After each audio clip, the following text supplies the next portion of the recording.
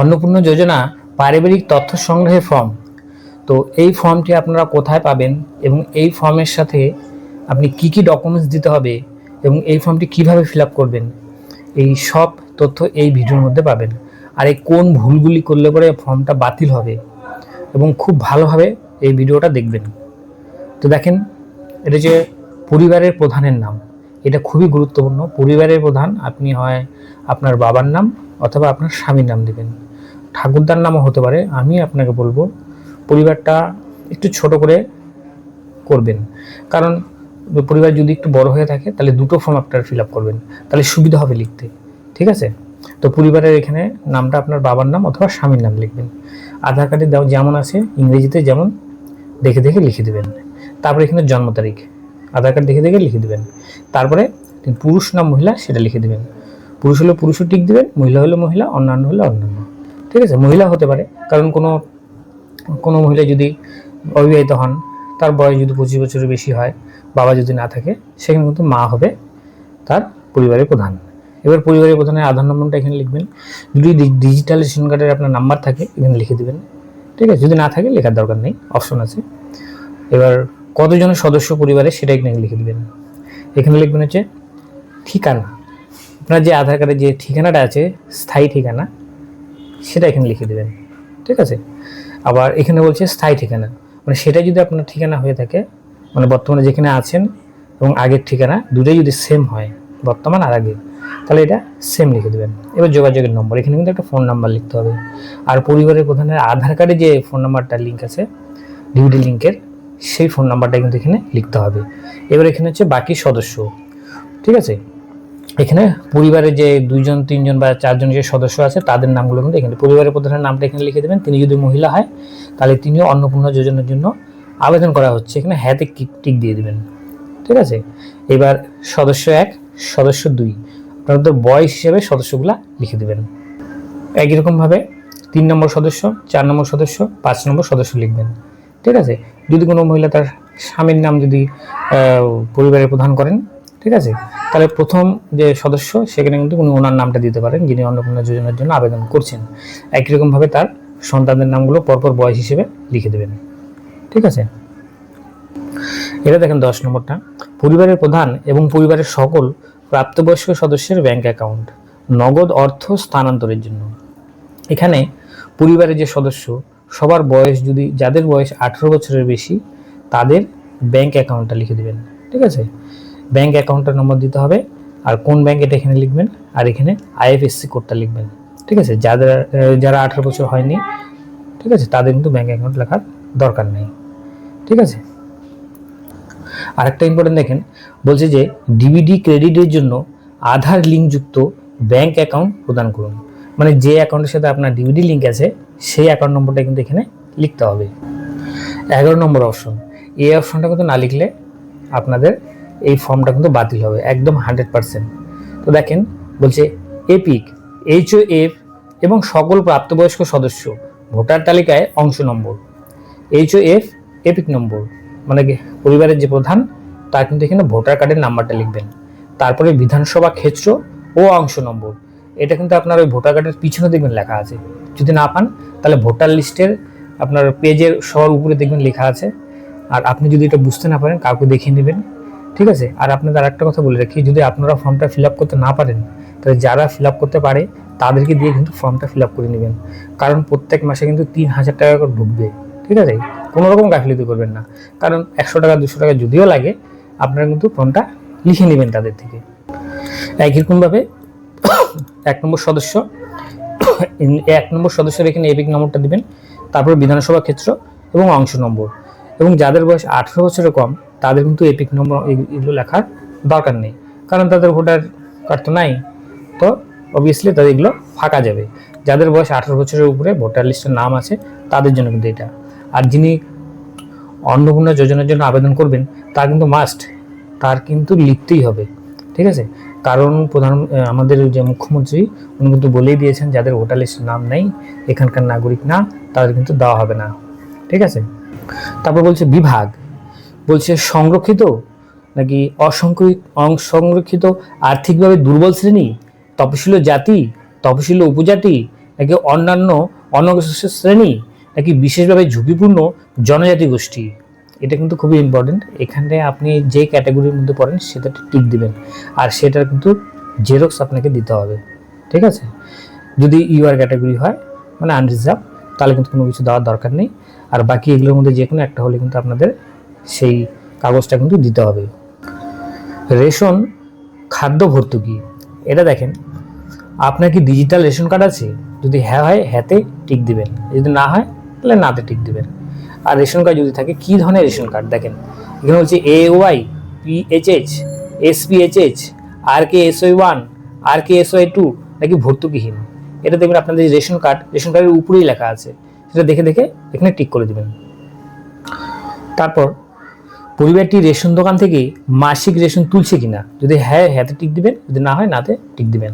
তারপর হচ্ছে সম্পদ, বাড়ির ধরন, আপনার বাড়িতে কি 3 বা তার বেশি পাকা ঘর আছে, যদি হয় হ্যাঁতে টিক দিবেন, যদি না হয় নাতে টিক দিবেন। আর এটা সঠিকই দেওয়ার চেষ্টা করবেন, কারণ যদি বাই চান্স ভেরিফিকেশন হয় তাহলে আপনাদের কিন্তু এই ফর্মটা বাতিল হয়ে যাবে, ঠিক আছে।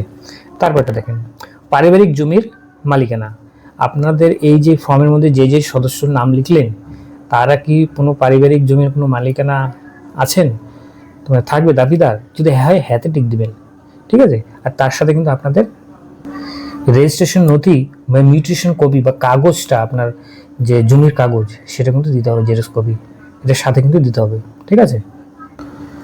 পারিবারিক সকল সদস্যের মোট জমির পরিমাপ শতকে, আপনাদের ধরেন 3 জন সদস্য আছে পরিবারে, তারা আপনার যেই বাড়িতে বসবাস করছেন সেই জমি থেকে আপনারা কতটা জমি পাবেন। যদি অর্ধেক জমি পান তাহলে লিখবেন 50%, যদি 3 ভাগ পান তাহলে 33%, এরকমভাবে এখানে টিক দিয়ে দেবেন, ঠিক আছে। আর কিন্তু জমির কাগজটাও কিন্তু আপনাদের দিতে হবে, ঠিক আছে, রেজিস্ট্রেশনের নথি আপনাদের কিন্তু দিতে হবে। তারপরটা দেখেন যানবাহন, আপনি পরিবারের কোনো সদস্য কি অবাণিজ্যিক মোটর চালিত 4 চাকার গাড়ি আছে, ঠিক আছে, যদি 4 চাকার গাড়ি থাকে তাহলে হ্যাঁতে টিক দিবেন, ঠিক আছে। কারণ এখানে ভুল তথ্য দিয়ে লাভ নেই, কারণ রেজিস্ট্রেশন, গাড়ির যে রেজিস্ট্রেশন বা গাড়ির যে ইন্স্যুরেন্স হয় সেখানে কিন্তু আধার কার্ড যে আছে, আধার কার্ড কিন্তু লিঙ্ক থাকে, ঠিক আছে। আধার কার্ড থেকে কিন্তু সব তথ্যই সরকারের কাছে চলে আসবে, তো মিথ্যা দিয়ে লাভ নেই, বেকার ফর্মটা কিন্তু বাতিল হয়ে যাবে, ঠিক আছে। গাড়ির রেজিস্ট্রেশন নম্বরটা এখানে দিয়ে দেবেন, আর গাড়িটা কী গাড়ি, কী মডেল, কি এইখানে লিখে দেবেন, ঠিক আছে। পারিবারিক ভিত্তিক সদস্যদের স্বাস্থ্য বীমা, পরিবার ভিত্তিক সদস্যদের স্বাস্থ্য বীমা, যদি আপনাদের হেলথ ইন্স্যুরেন্স করা থাকে তাহলে হ্যাঁতে টিক দিবেন, ঠিক আছে। আর এই ইন্স্যুরেন্সটা কী ধরনের ইন্স্যুরেন্স সেটা কিন্তু এখানে ডিটেলসটা লিখতে হবে। আর যদি হেলথ ইন্স্যুরেন্স যদি আপনাদের করা না থাকে, তো বেশিরভাগেরই করা নেই, ঠিক আছে, তারা কিন্তু নাতে টিক দিয়ে দেবেন, আর কিচ্ছু রাখার দরকার নেই। যাদের করা আছে তারা হ্যাঁতে টিক দিবেন, ঠিক আছে। তারপর বলবেন যে সেটা সরকারি হেলথ ইন্স্যুরেন্স না বেসরকারি, এবং টাকার পরিমাণটা কত, ঠিক আছে। এই প্রিমিয়ামের বিবরণটা লিখতে হবে কিন্তু, ঠিক আছে। মানে ওই কাগজটা দেখে, হেলথ ইন্স্যুরেন্স যে কাগজটা সেটা দেখে এখানে প্রিমিয়ামের বিবরণটা লিখে দেবেন। একই রকমভাবে সদস্য 1, সদস্য 2, সদস্য 3 সকলেরটা লিখতে হবে। যদি এইসব না থাকে হেলথ ইন্স্যুরেন্স, তাহলে কিন্তু কিছু লেখার দরকার নেই। আয় পেশা, কোনো সদস্য কি আয়কর বা পেশাগত কর প্রদান করেন, ঠিক আছে, মানে কোনো ট্যাক্স দেয়, ঠিক আছে, সেখানে যদি হ্যাঁ হ্যাঁতে টিক দিবেন, যদি না হয় নাতে টিক দিবেন, যদি আয়কর বা ট্যাক্স দেয়, ঠিক আছে। পরিবারের সদস্যদের প্যান কার্ড, পরিবারের সদস্য যদি প্যান কার্ড থাকে, ঠিক আছে, প্যান কার্ডে কিন্তু বিবরণটা এখানে কিন্তু লিখতে হবে। যদি হ্যাঁ হয় হ্যাঁতে টিক দিবেন, ঠিক আছে। এবার যদি হ্যাঁ হয় তাহলে কিছু পরিবারের যে হেড তার নামটা লিখবেন, এখানে প্যান নম্বরটা লিখবেন। তারপর যে 1 নম্বর সদস্য আমরা যার নাম লিখলেন সেখানে তার নাম লিখবেন, প্যান নম্বর লিখবেন। যদি বাচ্চাদের থাকে, বাচ্চাদের তো থাকবে না, পরেরগুলো লেখার দরকার নেই। যদি সবাই 18 বছরের উপরে হয়, যদি থাকে প্যান কার্ড, তাহলে কিন্তু লিখতে হবে, ঠিক আছে। তারপরটা দেখেন কর্মসংস্থানের ধরন, ঠিক আছে, পরিবারের যিনি প্রধান তিনি কি সরকারি চাকরি করেন, নাকি বেসরকারি ক্ষেত্রে আছেন, নাকি সংরক্ষিত স্বনিযুক্ততে আছেন, নাকি আংশিক সময় কর্মরত মানে পার্ট টাইমার, ঠিক আছে, নাকি পরিযায়ী শ্রমিক, না বেকার, না অন্যান্য। যদি বেকার হয় বেকার দিবেন, ঠিক আছে। যদি বেসরকারি কাজ করেন তাহলে বেসরকারি কাজে দিয়ে দিবেন, যদি বা স্টুডেন্ট হয়ে থাকে তাহলে স্টুডেন্টও দিয়ে দিবেন, যদি পরিবারের অন্যান্য সদস্য যেটা আছে যারা ধরেন পড়াশোনা করছে তারা অন্যান্য দিয়ে দেবেন, যদি বেকার হয় বেকার দিয়ে দেবেন, ঠিক আছে। পরিবারের যিনি হেড কিন্তু কাজ তো করেন কিছু, ঠিক আছে, তাহলে বেসরকারি যদি কাজ করে থাকে বেসরকারি কাজ দিয়ে দেবেন, ঠিক আছে। তারপরটা দেখেন পরিবারের শিক্ষিত প্রাপ্তবয়স্ক সদস্যের সংখ্যা এবং পরিবারের অশিক্ষিত প্রাপ্তবয়স্কদের সদস্য সংখ্যা লিখতে হবে। ঠিক আছে, এখানে যে কতজন শিক্ষিত সেটা এখানে লিখবেন, আর কতজন অশিক্ষিত প্রাপ্তবয়স্ক সেটা লিখতে হবে। এখানে কিন্তু 18 বছরের উপরে দিতে হবে। ঠিক আছে, 18 বছরের নিচে যারা আছে লেখাপড়া করছে স্টুডেন্ট, তাদের কথা কিন্তু বলা হয়নি। 18 বছরের উপরে, এখানে শিক্ষিত বলতে যারা সই করতে পারে এবং লেখা পড়তে পারে এবং বুঝতে পারে তারাই কিন্তু শিক্ষিত। ঠিক আছে, যারা ধরেন সইও করতে পারে না, পড়তেও পারে না, ঠিক আছে, তো বুঝতে পারে না, তারা কিন্তু অশিক্ষিতের মধ্যে ধরবেন। ঠিক আছে, একই রকমভাবে পরিবারের প্রধান তিনি কি শিক্ষিত না অশিক্ষিত, এরকমভাবে 1 নম্বর সদস্য 2 নম্বর সদস্য লিখে দিবেন। কোনো সদস্য কি কোনো সাংবিধানিক পদ, মন্ত্রী, সাংসদ, বিধায়ক, পৌরস্থানীয় সংস্থা এবং পঞ্চায়েত সংস্থার প্রাক্তন বর্তমান ধারক কিনা। যদি কেউ যদি পঞ্চায়েত হয়ে থাকেন, বিধায়ক হয়ে থাকেন, প্রধান হয়ে থাকেন, তাহলে হ্যাঁ হয়, তাই হ্যাঁতে টিক দিবেন। হ্যাঁ, তিনি কোন পদে রয়েছেন এখানে সদস্য নম্বরটা কিন্তু লিখতে হবে। ঠিক আছে, তার মধ্যে প্রয়োজনীয় একটা ডিক্লারেশন এখানে কিন্তু জমা দিতে হবে। যাদের এটা নয় তারা কিন্তু কিচ্ছু করার দরকার নেই, নাতে টিক দিয়ে দিবেন। ঠিক আছে, তারপর বলছে কোনো সদস্য কি সরকারি পেনশনভোগী, মানে সরকারি কোনো পেনশন পায়, তাহলে যদি কেউ যদি পায় তাহলে হ্যাঁতে টিক দেবেন, যদি না হয় নাতে টিক দিয়ে দেবেন। যিনি সরকারি পেনশন পান তার সদস্য নম্বর কত, যেখানে আমরা সদস্য 1 2 3 যেখানে লিখলাম, সেখানে কেউ যদি পেনশন পেয়ে থাকে তাহলে এখানে কত নম্বর সদস্য সেটা লিখেছিলাম, সেটা এখানে নাম্বারটা কিন্তু লিখতে হবে। যদি হ্যাঁ হয় তাহলে পেনশনের স্লিপ এখানে কিন্তু দিতে হবে। ঠিক আছে, তারপরটা দেখেন, কোনো সদস্য কি জিএসটির অধীনে নিবন্ধ আছে, তিনি মানে তার কারো যদি কোনো জিএসটি নাম্বার আছে, যদি ব্যবসা করেন বা হার্ডওয়্যার্সের দোকান বা বড় ব্যবসায়ী যদি থাকে তাদের কিন্তু জিএসটি নাম্বার থাকে, সেখানে হ্যাঁতে টিক দিতে হবে। আর যদি সাধারণ মানুষ আমরা হয়ে থাকি নাতে টিক হবে। ঠিক আছে, তারপর পরিবারের মোট বার্ষিক আয়, মানে বছরে আপনার এই 3 4 জন পরিবারের ইনকামটা কত, 90,000 নাকি 1,20,000 বা 70,000, যেটা হয় সেটা কিন্তু এখানে দিয়ে দিবেন।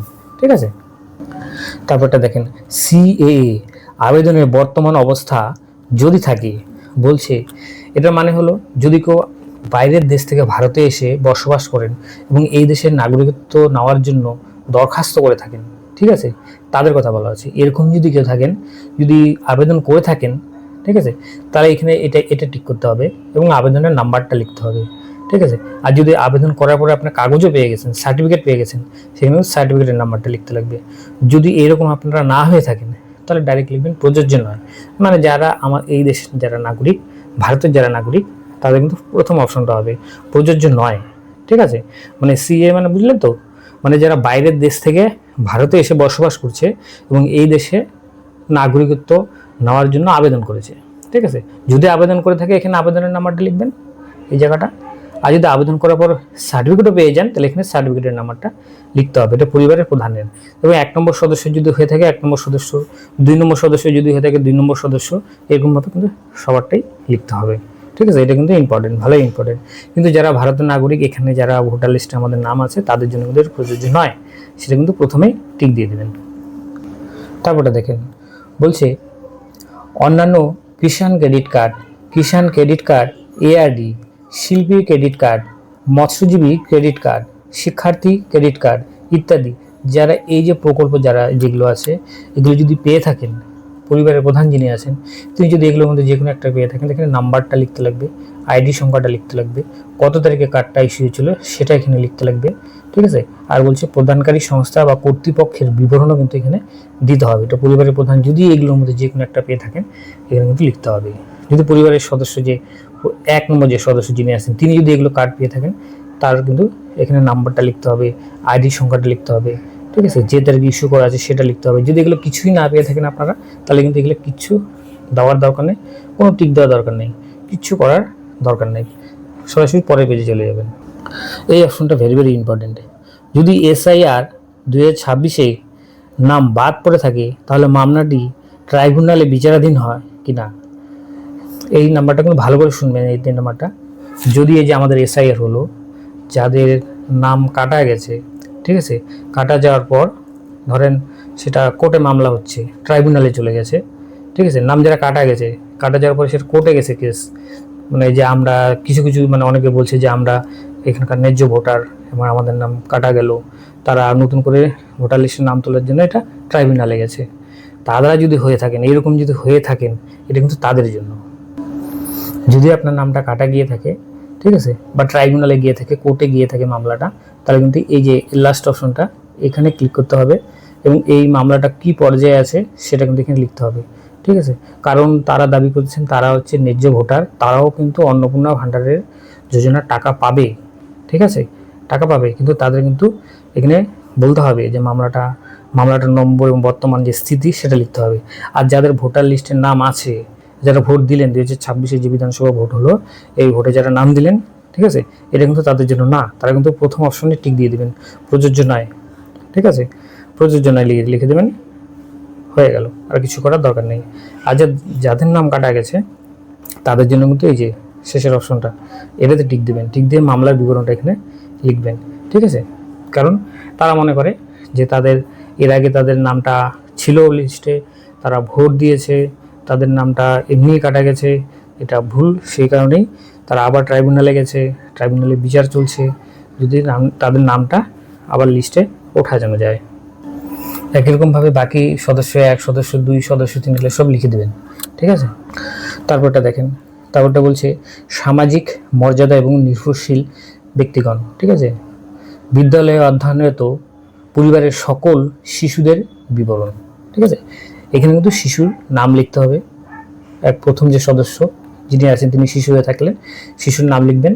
ঠিক আছে, এখানে শিশুর নাম, তারপরে কোন শ্রেণীতে পড়ে, এখানে বিদ্যালয়ের নাম, কী ধরনের বিদ্যালয় এখানে কিন্তু বলতে হবে, সরকারি সাহায্যপ্রাপ্ত, স্পন্সর্ড বিদ্যালয়, বেসরকারি বিদ্যালয়, স্বীকৃত মাদ্রাসা বা অন্যান্য মাদ্রাসা, নাকি অন্যান্য কোনো। ঠিক আছে, এখানে কিন্তু লিখতে হবে। এখানেও বাকি সদস্য, বাকি যারা স্কুলে যারা পড়ে তাদের এখানে দিয়ে দিবেন, 2 নম্বর সদস্য, 3 নম্বর সদস্য, সবার সেটা দিয়ে দিবেন। তারপরটা দেখুন, তারপরটা বলছে শিশুদের টিকাকরণের বর্তমান অবস্থা। প্রথম শিশু সদস্য 1, হ্যাঁ টিকাকরণ শুরু হয়েছে, সম্পূর্ণ হয়েছে।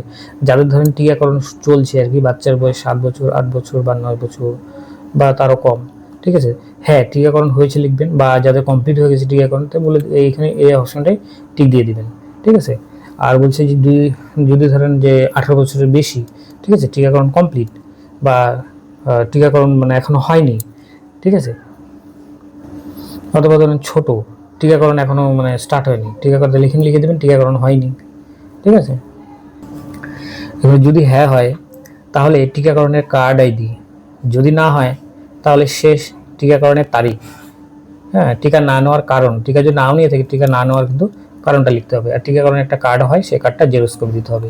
একই রকমভাবে কিন্তু বাকি সদস্যগুলো দিতে হবে। এই অপশনটা কিন্তু খুবই গুরুত্বপূর্ণ। বলছে সরকারি প্রকল্পের আওতায় সুবিধা, আপনি কি কোনো সরকারি প্রকল্পের সুবিধা ডিবিটি এর মাধ্যমে কি পাচ্ছেন, ডিবিটির মাধ্যমে কোনো কি সরকারি সুবিধা পাচ্ছেন, ধরুন পরিবারের প্রধান, যদি হ্যাঁ হয় হ্যাঁ লিখবেন। ঠিক আছে, হ্যাঁ লিখে দেবেন, আর যদি না হয় না লিখে দেবেন। এখানে কিন্তু প্রকল্পের নামটা লিখতে হবে। ঠিক আছে, তো আপনি কি এই প্রকল্পটি থেকে নিজেকে কি আপনি কি এই প্রকল্পটি থেকে নিজেকে কি বেরিয়ে আসতে চান, নাকি এই প্রকল্পের মধ্যে থাকতে চান? পরের পেজে দেখেন, পরের পেজে আছে এখানে পরিবারের হেড, এখানে লিখতে হবে যে প্রকল্পটার নাম। ঠিক আছে, 1 নম্বর প্রকল্প, এখানে প্রকল্পের বিবরণ লিখতে হবে, এখানে 1 নম্বর প্রকল্পের নাম লিখবেন। এবার যদি আপনি এই প্রকল্পটা না করতে চান, মানে এই প্রকল্পে যদি বেরিয়ে যেতে চান, তাহলে কিন্তু হ্যাঁতে টিক দিতে হবে। আর আপনি এখানে প্রকল্পের নাম লিখবেন, যদি কেউ এই প্রকল্প পেয়ে থাকেন তাহলে কিন্তু হ্যাঁতে টিক দিবেন না, কারণ এই হ্যাঁতে টিক দিলে কিন্তু এই প্রকল্প আপনি আর সুবিধা পাবেন না। সেই জন্য হ্যাঁতে কোনোভাবে কিন্তু টিক দিবেন না। এখানে কিন্তু আরেকটা অপশন থাকার দরকার ছিল, কিন্তু একটাই অপশন দিয়ে দিয়েছে। একই রকমভাবে 2 নম্বরে চলে আসবেন। 2 নম্বরে বলছে যে হ্যাঁ যদি হয় হ্যাঁ, যদি না হয় তাহলে না। ঠিক আছে, যদি না হয় তাহলে তো কোনো প্রকল্পের নামই আসবে না, যদি হ্যাঁ হয় তাহলে তো প্রকল্প কোনো না কোনো পাচ্ছেন, তাহলে সেই প্রকল্পের নামটা লিখে এখানে হ্যাঁতে কিন্তু টিক দিবেন না। একরকমভাবে 3 নম্বর 4 নম্বর এরকমভাবে সদস্যদের নামগুলো আসবে। তারপরে দেখেন বাদ দেওয়া হলো, কারণ বাদ দেওয়ার এটা কিন্তু অফিস করবে, তাহলে যে ঘোষণা মাত্র, আমি এই মর্মে ঘোষণা করছি যে উপরের প্রদত্ত তথ্য আমার জ্ঞান ও বিশ্বাস অনুযায়ী সম্মত টিক দিয়ে দেবেন। তারপরে এখানে দেখেন, এইখানে হচ্ছে যিনি আবেদন করছেন সেই পরিবারের প্রধান যে আছেন তিনি এখানে সিগনেচার করে দিবেন, অথবা যিনি অন্নপূর্ণা যোজনার জন্য আবেদন করছেন তিনিও সই করতে পারেন। ঠিক আছে, এখানে পরিবারের কিন্তু একটা সংজ্ঞা দেওয়া আছে, এখানে দ্রষ্টব্যতে লেখা আছে পরিবার বলতে এমন একদল ব্যক্তিকে বোঝায় যারা সাধারণত একসঙ্গে বসবাস করেন এবং একই রান্নাঘর থেকে খাবার সংগ্রহ করেন, খাবার গ্রহণ করেন। ঠিক আছে, তো দেখবেন যে আপনাদের একসঙ্গে যারা যারা খাওয়া দাওয়া করেন তারাই কিন্তু পরিবারের সদস্য। ঠিক আছে, এবং তাদের নিয়েই কিন্তু একটা ফর্ম ফিল আপ করবেন। তাহলে কী হবে, তাহলে ফর্মটা কিন্তু তথ্য কম দিতে হবে, ফর্মটা ছোটো হবে, ফর্ম ফিল আপ কিন্তু সুবিধা হবে। আর আপনারা যদি নিজেরা ফর্ম ফিল আপ করতে না পারেন তাহলে যারা পারে ফর্ম ফিল আপ করতে তাদেরকে দিয়ে দিবেন, কারণ 3,000 টাকার ব্যাপার। ঠিক আছে, তো 3,000 টাকা কিন্তু মাসের পর মাস আসতেই থাকবে। 100 টাকা 200 টাকা যদি ফর্ম ফিল আপ করার জন্য আপনাদের খরচও হয়ে যায় তাহলে কিন্তু সেখানে আপনারা দ্বিধাবোধ করবেন না। ঠিক আছে, আপনারা ঠিকমতো ফর্মটা ফিল আপ করে নেবেন। ঠিক আছে, আপাতত অফলাইনে ফর্ম ফিল আপ হচ্ছে, এখনও পর্যন্ত অনলাইনে ফর্ম ফিল আপ কিন্তু শুরু হয়নি। অনলাইনে শুরু হয়ে গেলে আমি নতুন করে আবার একটা ভিডিও নিয়ে আসবো। ঠিক আছে, আপনার যদি কোনো প্রশ্ন থাকে ভিডিওর শেষে কিন্তু কমেন্ট করবেন। আপনার যদি যার যেটা প্রশ্ন আছে ভিডিওর শেষে কমেন্ট করবেন।